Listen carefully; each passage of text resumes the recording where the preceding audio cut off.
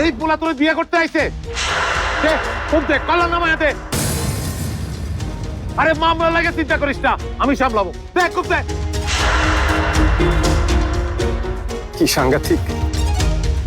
আচ্ছা তোমরা সবাই মিলে কি টাল্টিবাড়ি শুরু করছো? এই লোকটা চিনো তোমরা? উনি কে? উনি কত বড় অফিসার জানো তোমরা?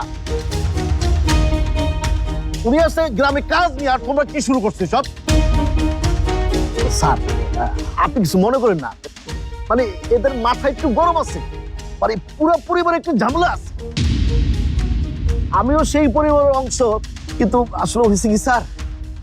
এই শিবু, তুই না স্যার কষ্ট এই স্যার স্যার কোন ম্যাডাম কোন? উনি বিয়ার পাত্র না? ওরে বাবা রে, মানে লোকজনের আর কাম নাই না? দুনিয়ার সব লোকজন তোমার বিয়ে করতে আইব। উনি পাত্র না, উনি হইতেছে এনজিওর লোক, এই গ্রামের উন্নতি করতে আইছে। আমি যে অফিসে চাকরি পাইছি, উনি হইতেছেন সেই অফিসের অফিসার। এইসব এনজিওর কাম আমার জানা আছে, আমার এত উন্নতি লাগবে না। যা উনার লয়ে তুই চলে যা। যা যাও মানে? মামি, মামা এসব কি বলতেছে? তোমার না আগেই বলে রাখছিলাম। এই তুমি কি ঘর রেডি রাখো নাই? উনি সেই লোক? আরে বাবা রে, তাইলে আর কইতাছি কি, এই লোকই সেই লোক। ওনারে ঘরটা দেখায় দাও।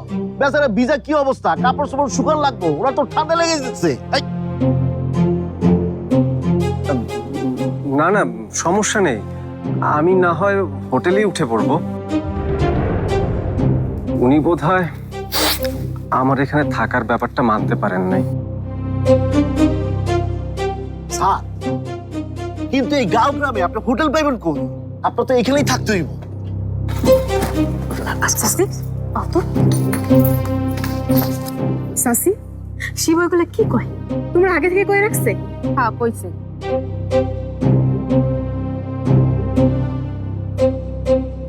এই রাজিয়া, এসব কি কইতেছো তুমি? ঘরে জোয়ান মাইয়া, যারে চিনি না জানি না তেমন একটা জোয়ান পোলারে তুমি ঘরে ঢুকাইবা? ঠিক চাচা, একদম ঠিক কথা। সুয়ান মাই, তার উপর আবার শহরের পোলা, খারাপের খারাপ। হ্যাঁ, আমি কথা দিয়ে ফেলাইছি, এখন তো আর তারে আমি রাস্তায় থাকতে দিতে পারি না। কথা দিছো মানব? আমি তো কিছু জানি না। ঘরের কোন খবরটা জানেন আপনি? একটা টাকা তো পকেট থেকে বাইর করেন না, জিনিসপত্রের দাম বাড়তি, সবকিছু তো আমারই সামলাইতে হয়।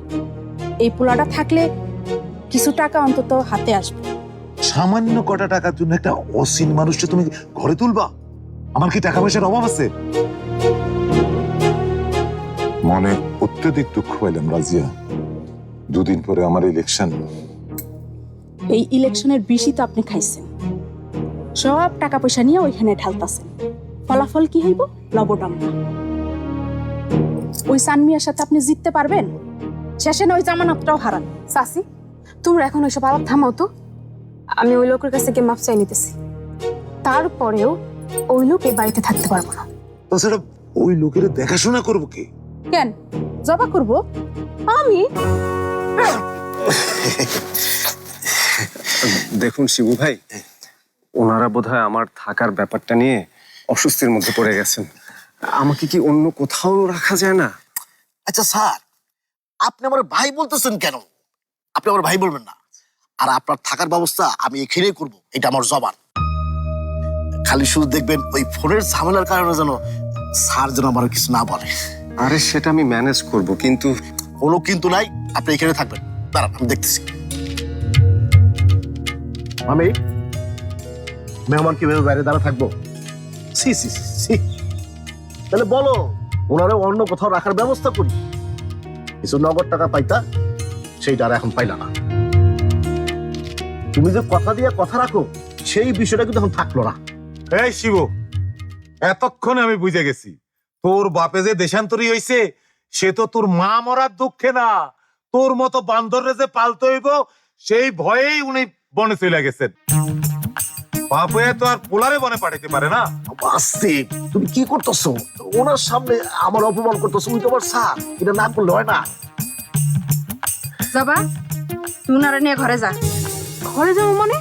কোন ঘরে? কেন, তোর পাশের ঘরে? এই জন্যই তো মানুষ বলে মাইয়া লোকের বুদ্ধি